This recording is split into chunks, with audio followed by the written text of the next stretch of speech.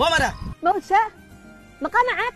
ما بالله جيت اتصور معك يا مرة. صلي على النبي، من يوم تزوجنا ما لقيتك من حول لا حول، من مزرعة لا مزرعة، حسستيني انك بقى قاعدة ترتعي. مو راقد ساعات لا شغله ولا مشغله؟ والله يعني خليك رجال تهنجمين. يا مرة خلينا نشقف هذه الارض ونتخارج منها، ضيعتي وقتك فيها ما بيش منها فائدة.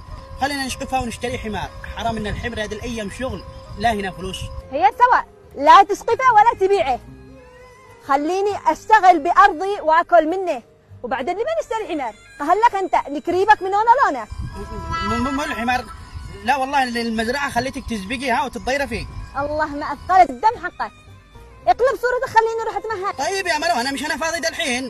ما تشتي دحين؟ اجي انت عارفة زعمنها مش انت عارفة.